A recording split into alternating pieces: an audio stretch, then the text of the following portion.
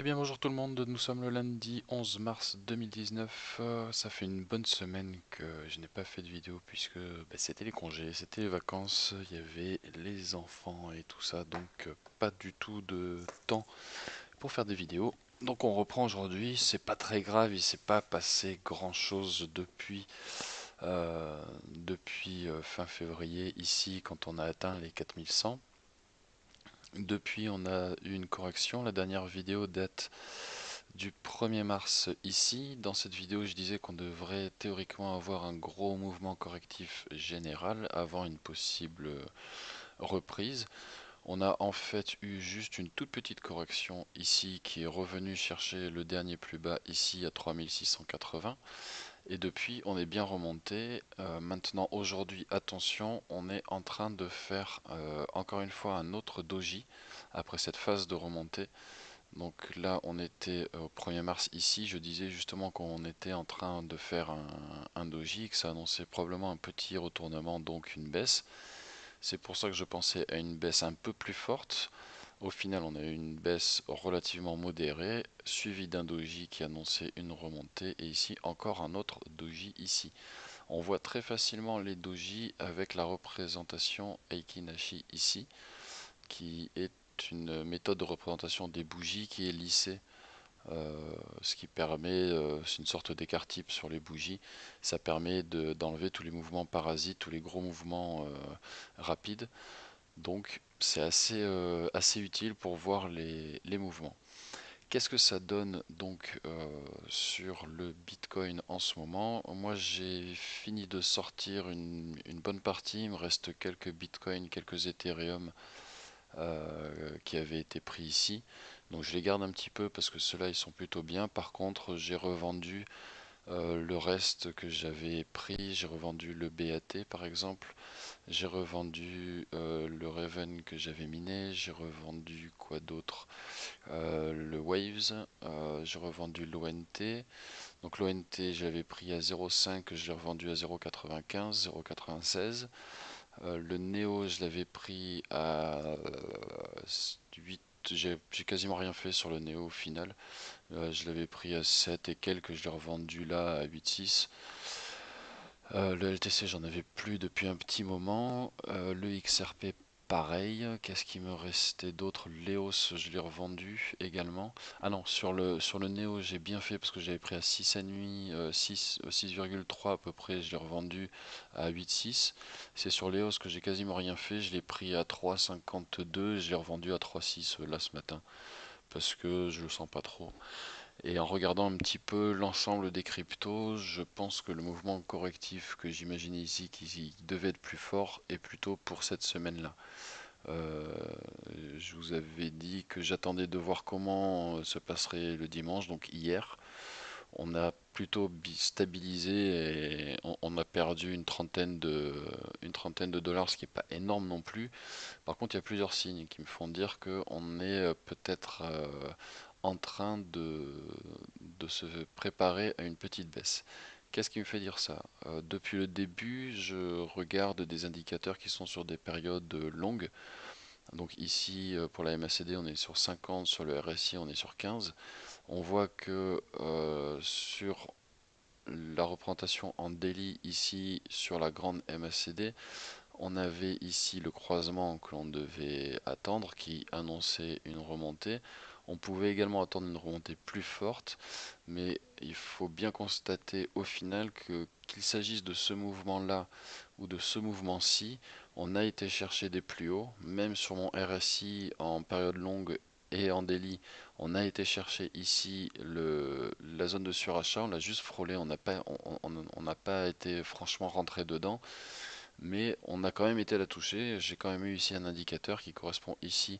Donc c'est un nouvel indicateur sur lequel je suis en train de travailler, que j'ai repris sur un... Celui-ci par contre je l'ai repris sur une personne qui le proposait. Je suis juste en train de modifier un peu la représentation. Il indique le volume, la force du volume et la direction du volume également. Donc on a ici des pics qui nous montrent les les gros volumes, donc high, le H pour high, donc c'est là où en gros on a les plus grosses barres, et à l'inverse on a low, qui sont donc les plus petites barres qui annoncent donc un rétrécissement du volume, donc une attente du marché qui est souvent suivi par un mouvement de reprise. Ce qu'on ne sait pas, c'est si ça repart à la hausse ou à la baisse, c'est pour ça qu'il faut le compléter avec d'autres indicateurs. Donc ce mouvement-là, c'est également un oscillateur. On voit qu'il va souvent taper une fois le bas, une fois le haut, une fois le bas, le haut, etc., etc. On a été taper le haut ici quand on s'est fait cette belle séance où on a été repercé une fois de plus les 4000. On est ici parti en bas, et ce qui me fait dire que aujourd'hui les gens sont un peu en train d'attendre, encore une fois, c'est qu'on est en train déjà de regagner le haut sans qu'on aille réellement exploser le haut, et avec des indicateurs qui sont plutôt en train de se retourner et de repartir vers le bas. Donc toujours en daily ici, on voit qu'on a été chercher le surachat avec le RSI et que pour la MACD, on a déjà fait une relativement bonne période positive. Ici en vert, si on dézoome, on voit que ça correspond quand même à un début de reprise. C'est un peu plus important que ce que l'on avait vécu ici en octobre-novembre, puisque ici on a fait une période positive qui avait correspondu à un range vraiment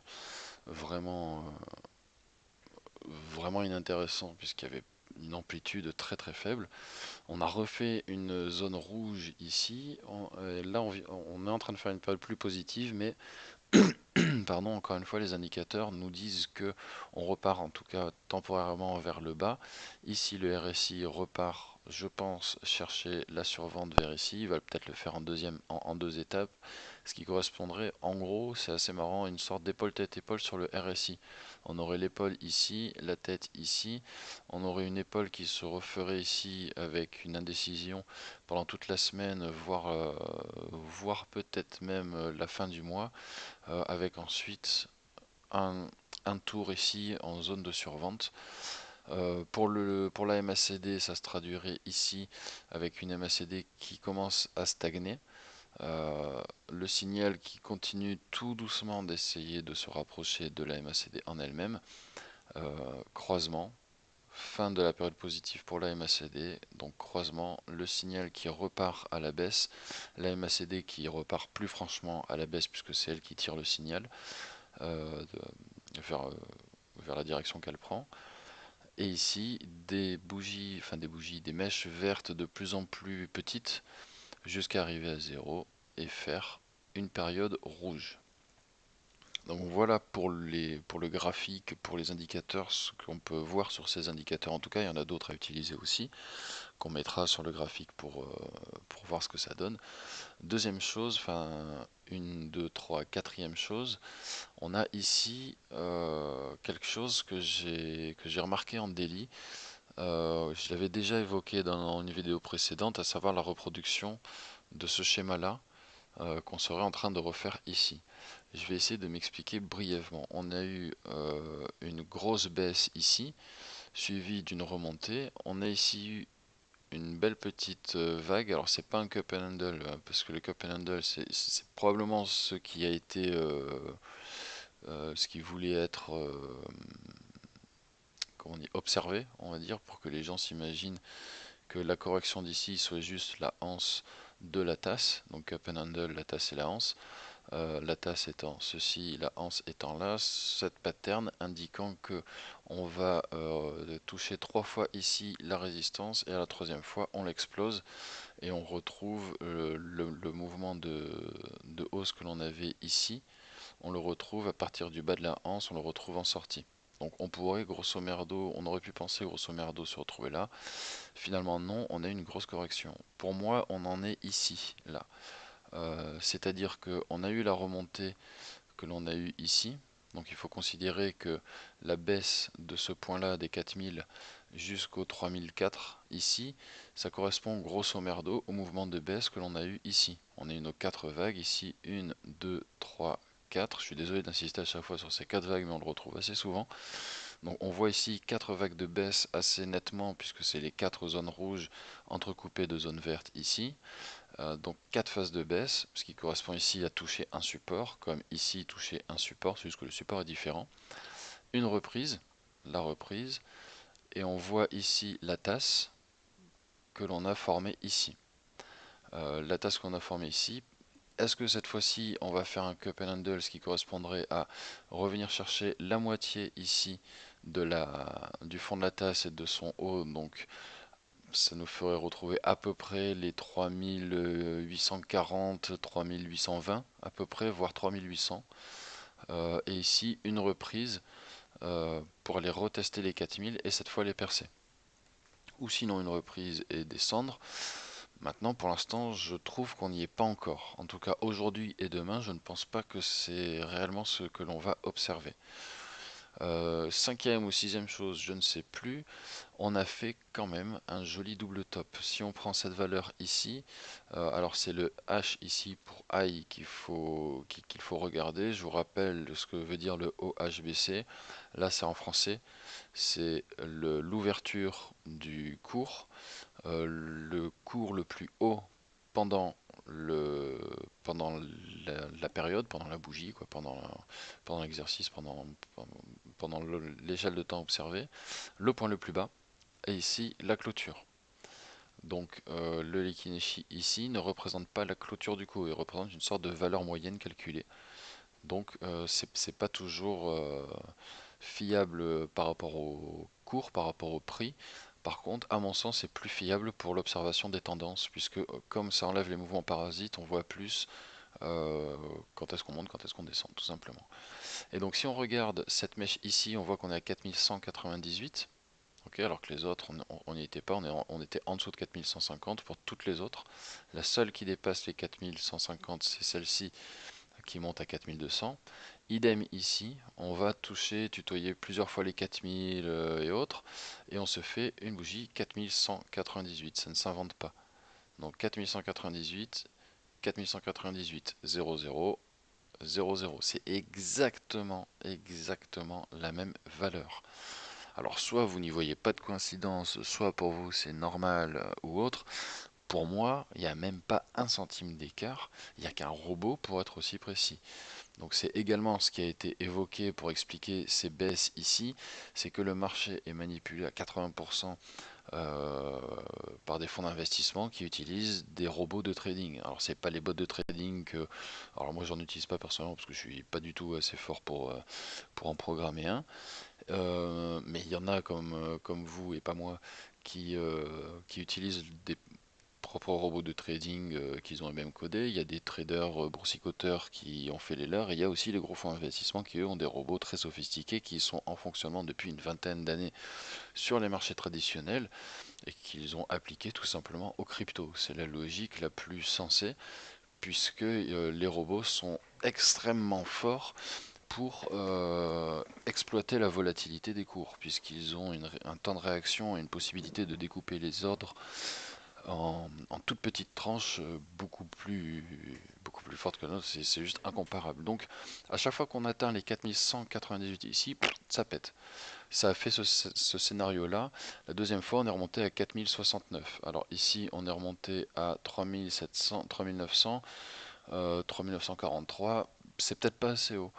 Est-ce qu'on va aller rechercher un niveau comparable au 4050 par exemple, juste pour faire croire sur une journée, aujourd'hui ou demain, pour aller taper le haut ici? Ça reste une éventualité, mais je ne pense pas que ça sera suivi d'un mouvement aussi fort. En tout cas, pour l'instant, aujourd'hui, c'est pas ce qui apparaît. Donc double top ici. Je pense probablement que si on se met en weekly, on le voit même encore mieux. Voilà, vous avez ici double top. Alors en double top, c'est vraiment pas bon. À part que celui-ci, il est quand même bizarre de double top parce que le mouvement précédent est très baissier. Je vous rappelle que c'est le plus gros mouvement de baisse qui a été observé, hormis celui bien sûr de 19 000 à 10 000, mais voire 6 000 dans un second temps. Mais ici, depuis le second trimestre 2018, on n'a jamais vu de mouvement aussi fort dans le courant du mois de novembre. Et ici, on voit quand même un double top. Du coup, si on considère ces deux mèches ici, ces deux bougies, comme un double top, il faut prendre le dernier point le plus bas qui était ici à ce support au 3190, 3150. On a été tapé voilà 3156,26. C'est le point le plus bas, donc on va dire 3200 pour se prendre une petite marge de sécurité. Donc un double top voudrait dire qu'on retourne au moins au 3200 et après peut-être plus bas. Donc soyez vigilants suite à tous ces indicateurs. En weekly ici, donc moi mes indicateurs ne me disent plus rien puisque les périodes sont beaucoup trop grandes. On peut juste par curiosité, je vous avoue, je l'ai même pas fait, prendre des périodes beaucoup plus courtes. Alors 3 sera peut-être trop court, mais on peut tester. Non, on voit bien. Quand on est ici, c'est assez marrant d'ailleurs parce que quand on est en weekly, on n'a pas fini le mouvement de hausse ici.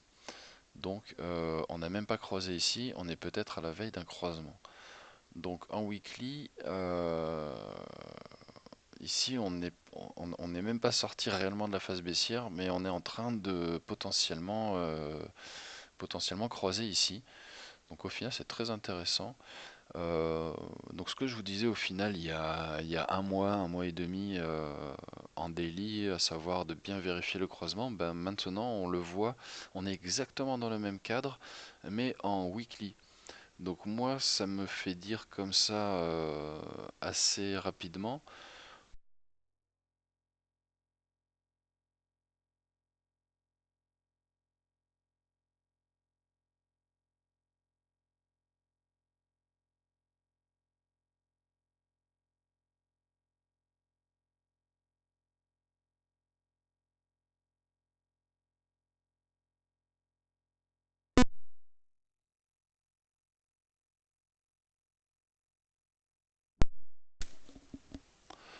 Pardon, vraiment désolé pour le bruit pour vos oreilles.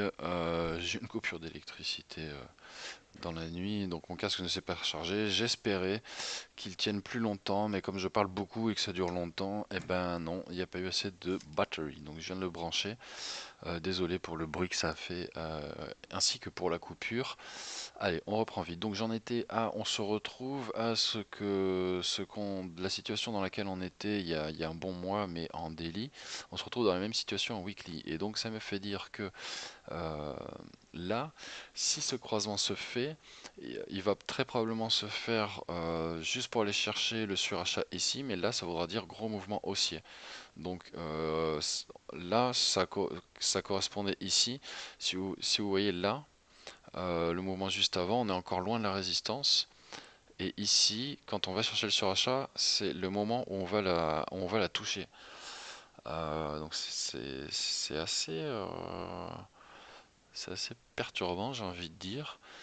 Euh, du coup, quelle va être ma stratégie là? Pour moi, ça veut dire que jusque sur le long terme, à savoir pour jusqu'à mi-avril, on devrait finalement probablement aller toucher cette résistance. Moi, c'est ce que ça me fait dire. Alors, je vous avoue, ça me perturbe un peu parce que j'avais pas du tout regardé ça. J'avais pas pensé. C'est là en faisant la vidéo que je me suis dit pourquoi pas. Et au final, bah, c'est est-ce que on va déclencher ici un surachat, donc un indicateur de vente pour le RSI? C'est pas impossible. Ça voudrait dire qu'ici, on va se faire deux trois mèches vertes avec la MACD avant de redescendre. Pourquoi pas? Pourquoi pas? À vérifier. En tout cas, je vais surtout pas le sortir de la tête. Deuxième chose, le volume ici, on est tout en haut, donc euh, je sais pas si on va aller encore un peu plus haut. Ça me perturbe cette vue. Ça me perturbe. Peut-être que c'est juste un fake et on va faire comme ça. Par exemple, là, on a été en survente ici, on a été frôler le surachat, on est redescendu en survente sans pour autant aller déclencher un indicateur. C'est peut-être ce qu'on va faire là au final. Donc pas d'emballement. En revanche, on va être bien attentif à ça. Parce que là, bon, là en daily, c'est sûr que d'un coup, on part vers le bas. Donc correction. Donc je vais être très attentif, moi, à cette correction qui devrait arriver là dans la semaine. Euh, et je pense que je vais avoir un petit peu confiance quand même. Et je reprendrai probablement, je réinjecterai une bonne partie au point, j'espère, le plus bas. Je sais pas encore ce que c'est. Peut-être celui-là, à 3580, à vérifier. Euh, mais j'espère pouvoir en rechoper à ce prix-là. dans l'hypothèse de profiter du dernier mouvement de hausse et aller peut-être chercher la résistance en haut, qui sait. Bon, on va garder ça dans le coin de notre tête. À l'origine, ce que j'avais imaginé plus tôt, en voyant tous ces indicateurs, parce qu'on a quand même beaucoup plus d'indicateurs négatifs que positifs, c'est effectivement d'avoir une correction ici, puis un range, et partir dans le deuxième scénario, à savoir un range relativement long, suivi ici. Il faut être bien attentif à ce nouveau support qui était une ancienne résistance, être bien attentif au moment où on va potentiellement le percer. Il faudrait pas le percer trop longtemps en fait, ce qui voudrait dire qu'on part plus bas. Maintenant, si on remonte un petit peu, ben, on va probablement faire un petit creux de vague ici, avec peut-être un gros mouvement fort pour aller taper ici et redescendre ensuite. À voir, pour l'instant, ça m'a vraiment perturbé cette vue en weekly. Toujours est-il que sur le Bitcoin, donc pour résumer, je pense à une petite correction. On va enlever la zone de target parce que de toute façon on l'a atteinte, on a théoriquement sauvé les miches et on a même gagné un bon petit paquet. Moi j'ai fait 45% et j'ai pas pu faire beaucoup plus. Je suis peut-être monté à 47, 46, 47 avec les dernières ventes que j'ai faites. Mais comme j'ai fait les dernières ventes vers ici, je vous avais dit quand j'avais fait les vidéos, je vais essayer de tirer au maximum le mouvement de la rehausse ici. Bon, vous avez compris ici pour finir de solder mes 20 derniers pourcents, 20-25% qui me restent. Ce que j'ai fait aujourd'hui, j'ai juste gardé quelques bitcoins et Ethereum que j'avais chopé vachement bas.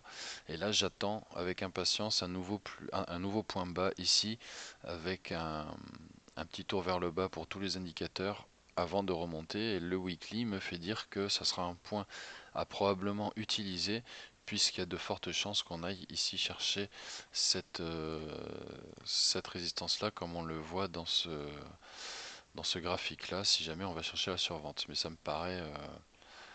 ouais non, au final, même s'il remonte, il va aller se rechoper ça. Au pire, il fera un triple top, quoi. Mais non, il va pas aller chercher la résistance, au final.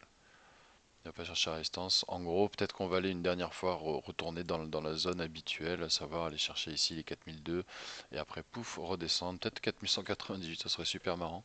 Si jamais il y a un point d'entrée, ben, je mettrais un take profit de 100% à 4150 au pire. On verra, on est encore trop loin. Pour les autres cryptos, du coup, ben, tout suit un petit peu. On voit que le Bitcoin reprend un petit peu du poil de la bête puisque il s'est plus ou moins stabilisé. Et l'Ethereum, lui, a perdu quand même quelques dollars. Le Litecoin aussi, il a perdu 2. Ça fait pas mal sur 50, c'est quelques. ONT était monté à 1,10, 1,20, là il redescend un petit peu. Et quand on regarde pareil, tous les indicateurs, on a bien été chercher la survente, on part ici chercher le bas. Et quand on arrive dans cette zone-là avec le RSI, faites très attention, c'est là qu'on voit les gros mouvements, hein. Pendant toute cette zone d'indécision, même si ça représente au final 60% des 100% du graphe, donc ici on est à 0, ici on est à 100. Il y a une marque ici à 80, une autre à 70, une à 30 ici et une à 20. Celles qui sont utilisées, c'est pour ça que j'ai mis les deux. Selon les indicateurs et autres, on prend soit 70, soit 80 par rapport aux périodes d'observation et autres. Donc moi je mets les deux. Ça me permet de voir où on se situe. Mais dès qu'on arrive à partir des 30 pour la survente et des 70 pour le surachat, on commence à avoir des mouvements beaucoup plus forts avec du volume qui augmente. Vous voyez que toute cette zone-là, on a du volume et ça donne des mouvements comme ça. Pareil dans la baisse. Ici, on a fait toute cette baisse-là. Vous voyez, pendant toute cette baisse-là, ça correspond à ces bougies-là. Et ensuite, c'est uniquement quand on a été chercher vraiment la survente ici que le cours a dégringolé. Donc on est encore en délit ici. Donc quand je vois ça, on a commencé déjà un peu pas dégringoler, mais à descendre un peu plus nettement. On est quand même passé de 1,05 à 0,92. Donc c'est quand même pas folichon. Et on a encore tout ça à parcourir. Dans l'hypothèse, on y va, ce qui est fort probable. Donc on corrigerait au moins à 0,77, voire même ici plutôt pour aller retrouver cette zone ici. Je pense pas qu'on aille chercher le bas ici, mais peut-être aller chercher cette zone-là à 0,60. Donc moi j'espère pouvoir rechoper de l'ONT à ces prix-là. Le BAT, je suis assez content, j'ai fait une assez bonne opération sur le BAT. Je l'avais pris de mémoire quand il était à 12 à peu près, 11 ou 12, et je l'ai revendu là il y a pas très longtemps. J'aurais pu le revendre quand il était à 21 centimes. Je l'ai revendu à 20 centimes, ça me convient très très bien. Donc je suis très satisfait du BAT. Là, on va voir un peu la correction, mais on a quand même été bien chercher le surachat ici. Je pense que ça suffit. La MACD a bien grimpé, on est bien haut. Le temps qu'elle fasse tout ce mouvement correctif, ça va faire un petit peu de range et on va voir si à l'issue du range, on a été chercher la survente, ce qui serait très positif. Ça veut dire qu'on est plutôt bien sur le BAT. J'en ai encore, mais par un autre intermédiaire, c'est par l'intermédiaire du navigateur Brave. Je me fais rémunérer sur le site des comptes de Monte Crypto. Il y a des personnes qui m'envoient des BAT pour me remercier. Maintenant, ça fait un petit moment, j'avoue que j'ai plus mis grand chose. Il faudrait que je réactualise un petit peu parce que moi, je vous avoue, ça me fait plaisir en même temps et ça me permet justement de passer un petit peu de temps, même beaucoup de temps, après faire ces grandes vidéos peu nombreuses mais relativement longues et à créer des indicateurs, faire plein de trucs, etc. Disons que c'est toujours motivant. Deuxième coin intéressant sur lequel je me suis fait un peu plaisir, c'est le Raven, euh, qui est une monnaie que l'on mine relativement facilement. J'en avais pas beaucoup, alors il y en a qui en ont énormément, puisqu'ils y sont depuis longtemps. Moi, ça faisait que 3 mois à peu près, donc en 3 mois, j'en avais miné 2004-2005. Donc ça m'a fait à peu près 70 dollars, 80 dollars comme ça. Donc c'est plutôt pas mal sur 3 mois. Alors c'est moins rentable que le Mona à l'époque. Le Mona, j'en ai toujours, je les vends toujours pas. Eux, je les revendrai quand on sera au-dessus de 10 si on y retourne, sinon je les aurais perdus, c'est pas très grave. Mais le Mona, lui, il y a déjà été. Le Raven, lui, a encore du potentiel. Mais en toute logique, là, j'attends que le Raven redescende quand même pas mal pour en reprendre. Ouais, c'est ce que je vais faire un petit peu sur toutes mes cryptos. Je vais attendre qu'elles aillent chercher leur point bas pour ensuite remonter. Léos, lui, il a été tapé sa résistance. J'ai rien touché au graphique, hein. La seule chose que j'ai faite pendant cette semaine, d'ailleurs j'en ai pas parlé, c'est mon 15e point ou 27e, je sais plus. Ici j'ai rajouté ce support résistance, ouais, pour finir là-dessus. Je l'avais fait en 1 heure, je crois. Voilà, on était ici quand même dans une zone. Non, c'était pas en 1 heure parce que sinon j'aurais fait un peu plus clean. Qu'est-ce que. Non, ah, en 4 heures j'avais fait peut-être. Non, bon, je me souviens plus en quoi j'avais fait. Bref, on est dans un triangle de compression ici avec une entrée par le haut. Donc triangle de compression avec une barre haute qui est pas horizontale certes, mais qui est moins inclinée que celle du bas. Ça peut annoncer, c'est encore pire quand le haut est horizontal, ça peut annoncer probablement un mouvement correctif. Le mouvement correctif ici serait, euh, on va se prendre ça en quelle couleur? En jaune. On va se prendre ça en jaune. En gros, ça correspond à prendre. Ah putain, ah, me fait chier ce truc. Putain. Voilà, en gros, vous prenez ce mouvement, vous le prenez ici, on va dire que c'est les 4002 qui font le taf. On va se retrouver normalement ici, pile sur sur ce support en vert qui est le dernier support connu et relativement récent puisqu'il date du mois de décembre. Donc ça tombe plutôt bien, ça nous fait un épaule tête épaule un peu bizarre. Euh, il avait une clope sur l'oreille, j'en sais rien, ou une oreille de chat. Euh, et donc ça ferait un épaule tête épaule sorti ici à 3005. Ça serait pour moi mon point d'entrée. Voilà pour le Bitcoin, voilà pourquoi je suis sorti d'un petit peu tout. On va finir rapidement, si j'y arrive, sur le XRP. Alors lui, si c'est la deuxième chose que j'ai faite, j'avais mis ici une prévision partant de ce point-là, des 0,30 à peu près, 0,28, 0,30. J'ai mis une flèche de prévision qui remontait ici quasiment jusqu'au 0,60, j'avais fait un petit peu plus basse. Je m'attendais à un mouvement très fort comme celui-ci, euh, un peu plus tardif que celui du Bitcoin et des autres cryptos, mais je m'attendais sincèrement à un mouvement fort. J'en ai pas pris dans tous les cas. Moi, je comptais en prendre en gros après cette première mèche, si je vois une grosse mèche, mais ça n'a pas été le cas, donc j'ai viré le truc. Je vois pas grand chose à dire sur le XRP. Je vais mettre des indicateurs un peu plus parlants pour moi.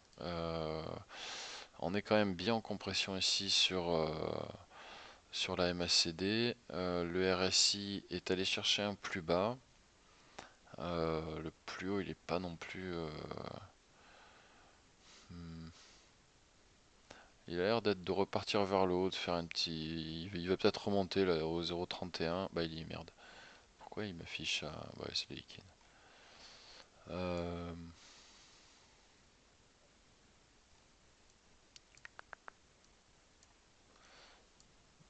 non. Là, il devrait rechercher encore un petit peu ici le bas. Donc, il va corriger, il va retourner ici. Il va descendre 0,30, peut-être même 0,29. À voir. Mais en tout cas, le XRP, pour l'instant, rien de trop folichon de prévu. À vérifier si toutes les autres baissent et si le XRP redescend ici. Là, par contre, on pourra imaginer une réaction un peu plus forte. Voilà pour tout. Le power lui se maintient bien, c'est assez surprenant. Il retourne chercher sa résistance ici. Je suis dehors, lui je n'y suis pas. Mais dans tous les cas, ça sera pour moi une crypto d'avenir avec le WePower. Ça sera pour moi une crypto d'avenir. Voilà pour aujourd'hui, donc vidéo un petit peu longue. Désolé encore pour la coupure, pour la batterie, pour le casque en plein milieu. Et voilà, j'espère que vous avez fait ce qu'il fallait pour préserver votre portefeuille, voire pour l'augmenter, ce qui serait encore mieux. Ben voilà, BTC ici, on voit qu'on part plutôt chercher le bas. Je pense que je vais laisser ici cette représentation pour dire qu'on va aller chercher ici. Tac, tac, qu'on va aller chercher cette zone ici. On va chercher à acheter ça. Voilà, voilà. Bonne journée à tous, bonne semaine et à bientôt pour la prochaine vidéo. Ciao, ciao!